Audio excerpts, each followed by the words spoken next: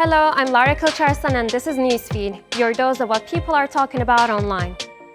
The fall of Bashar Assad marks one of the biggest turning points in the Middle East in generations. It's ended his 24 years in power and more than 50 years of his family's brutal rule. Syrians are now staring at a new, yet uncertain future. The Kremlin says Bashar al-Assad is now in Moscow, granted asylum by Russia.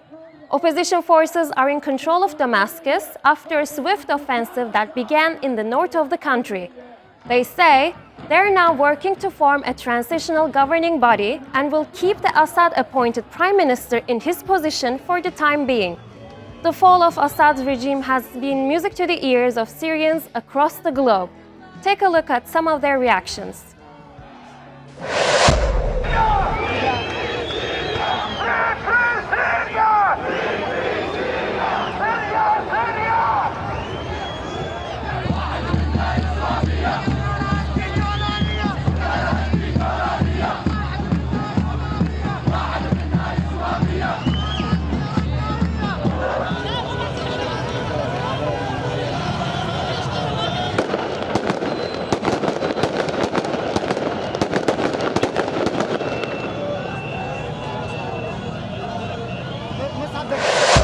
Happy. Allah with us, Allah with anyone. This is a victory for Syria. This is a victory of national unity. We are united and cohesive people. Today our joy is great for the Syrian people, especially the displaced. The regime has been overthrown, along with the state security branch and Air Force intelligence. Praise be to God, we have triumphed over the tyrant Bashar. In the wake of Bashar al-Assad's ouster, international governments are still taking stock of the latest developments. World leaders have been reacting with a mixture of relief, caution, and concern. The US says it's hopeful this will pave the way for a more democratic future for Syria. President Biden, however, remains concerned about the potential for greater instability in the region. The fall of the regime is a fundamental act of justice. It's a moment of historic opportunity for the long-suffering people of Syria to build a better future for their proud country. It's also a moment of risk and uncertainty. As we all turn to the question of what comes next, the United States will work with our partners and the stakeholders in Syria to help them seize an opportunity. TikTok's fight to avoid the US ban just hit another major roadblock. On Friday, a federal appeals court upheld a Biden-era law targeting the app's feature in the US. The law gives TikTok's Chinese parent company ByteDance until January 19 to sell the app or face a nationwide ban. If the deadline isn't met, app stores like Apple and Google will have to stop distributing TikTok or face penalties. TikTok has argued that the law violates freedom of speech, but that argument didn't fly in court. TikTok plans to appeal to the Supreme Court, though it's unclear if the case will be taken up. So, it's pretty much official. Unless the Supreme Court of the United States overturns it, TikTok will be banned in the United States in about a month and a half or so. This means the app will not be available in the United States to download or to update. TikTok US accounts for a huge percentage of TikTok's business. Not just the users, but the advertisers and the creators in the US. Also, US consumers spend a lot of money on TikTok Shop. TikTok's not going to let go of that. They will likely sell it to a company in the US and make billions of dollars doing it. Honestly, when I first heard about this whole TikTok ban situation in 2020, I did not think that we were actually going to go through with it. But now the closer that it's getting, I'm starting to think that maybe it might be true. This legal battle is the latest chapter in TikTok's long-running clash with US lawmakers. Since 2019, TikTok has faced accusations of being a national security threat due to its ties to China. US officials worry ByteDance could be forced to share user data with the Chinese government under intelligence laws.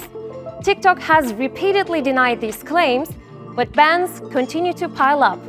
The app is already banned in India, which was one of the app's largest markets, Iran, Afghanistan, Nepal, and Somalia.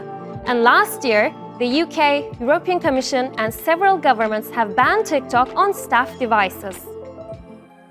TikTok has 170 million users in the US. That's about half of the country's population. If the ban takes effect, millions of users will need to find alternatives.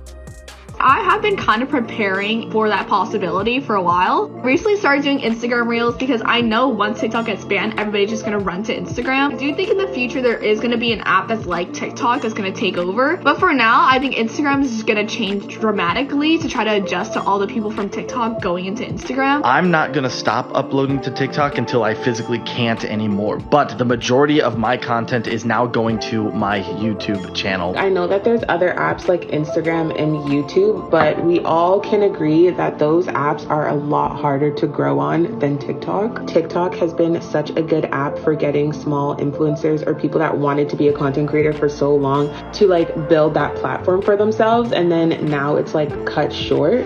Thank God. I need to know what's going to be the new app because I'm seeing everyone say, oh, just download your content to Lemon 8. I'm not using that app. Then people are saying Instagram. I haven't posted on Instagram since like the 6th grade. I can't use Instagram, I'm so sorry. Like I would even just have to start fresh on there. And there's honestly no other options other than those two. So I need someone to come up with a new app. We need something else. President-elect Donald Trump might throw TikTok a lifeline. Trump tried to ban TikTok during his first term in 2020, but he opposed the new legislation during his 2024 campaign, claiming it unfairly benefits Meta. So Trump just had a sit-down interview, and the interviewer asked him directly about his stance on TikTok. But instead of answering the question with a yes or no, he basically said that he's going to make sure that TikTok's competitors do not become monopolies. Now this is concerning to me, because when he was campaigning, he was all about saving TikTok. Now look, I understand the ban is set to go into effect the day before he becomes president, but even though the ban is already law, there are still things he can do as president to do a little emote and skirt around the ban, and that's what we want to see. We want to see anything to save TikTok. In a rapidly changing digital world, the dangers of social media, especially on youngsters, are increasingly being felt. And that's why governments are taking steps to tackle them head-on. Australia is the latest, where the world's first social media ban for under-16s has passed the Senate.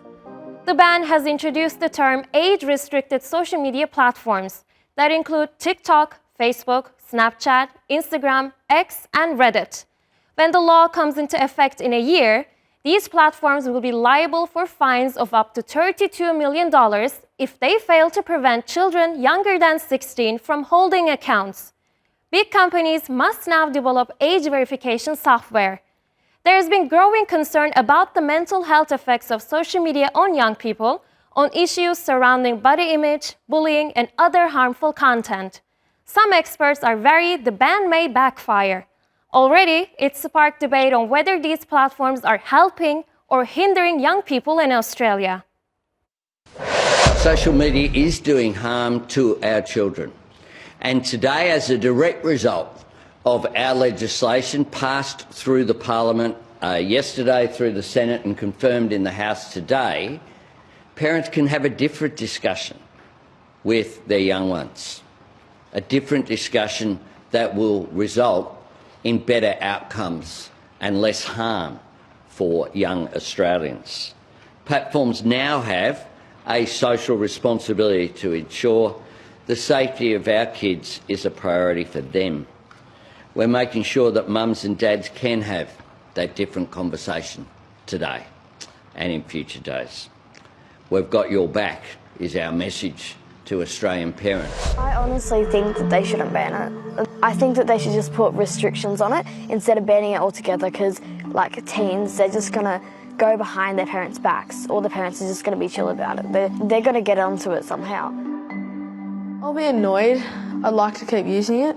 It'd be a weird feeling to not have it and be able to talk to all my friends at home. I'll find a way and tell all my other friends. And I think that if kids are interested in baking and just like creating things and like arts, for example, like there's lots of good art tutorials on there too. I think that like kids and teens should be able to explore those techniques. You can't learn all those things from books. So what happens next? Many argue that these young Australians will adapt quickly, searching for alternative platforms, or even rethink their approach to online engagement. Flat out banning young people from being able to access social media, which is effectively a public space, is not going to work. Young people will find ways around those rules and still access those spaces anyway. I think of myself as an example.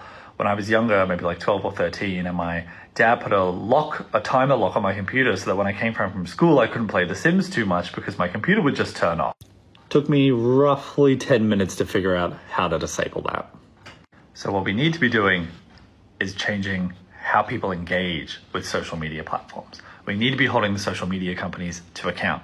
So instead of flat out banning young people from being able to access social media, we need to create an environment where the social media companies are held responsible for their actions. United Healthcare CEO Brian Thompson was shot and killed in New York City last week. The gunman fled the scene despite the city having hundreds of cameras that track millions of people daily. The murder happened just before the company's annual investor conference. New York police have launched a massive manhunt but have yet to capture the suspect.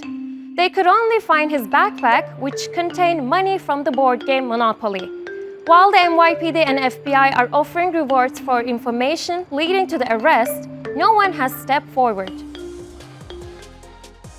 Following the shooting, the internet went wild. It erupted with jokes, memes, and admiration posts about the killer.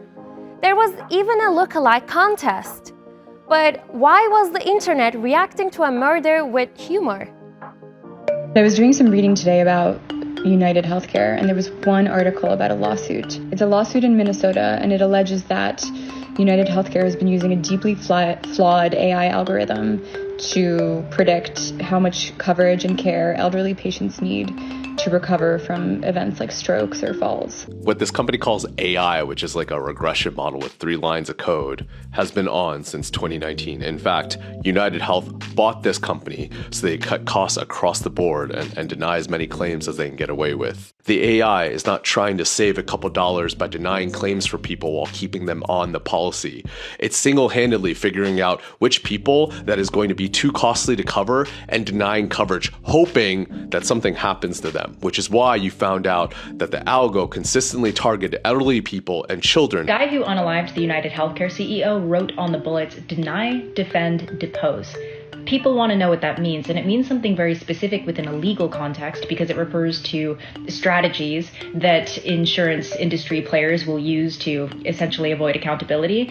But because they were written on bullets, it actually sends a message, a very clear message. Meanwhile, another insurance company, Anthem Blue Cross Blue Shield, is making headlines. The company announced that it would stop covering anesthesia care if surgeries lasted longer than a certain amount of time. That policy was set to begin in February, but has now been withdrawn. Many speculate the change is related to Thompson's killing. Anthem Blue Cross Blue Shield has announced that they will halt their anesthesia payment policy after this has come into great scrutiny all over social media in the past 24 hours. The policy actually was announced about 2 weeks ago, but came under a huge spotlight after CEO of United Healthcare was assassinated. Essentially, what this policy was trying to do was put timeline guidance on how they would pay anesthesia providers. It's another way that insurance companies across the United States are trying to control healthcare and the decisions that clinicians make for their patients. Not only did what happened to the United Healthcare CEO inform their decision, but most importantly, it was our collective response to what happened to the CEO that probably informed their decision. Nothing like the murder of a health insurance CEO to activate class consciousness and solidarity. And that's our show. Find our latest stuff on YouTube and do subscribe to our channel. See you soon.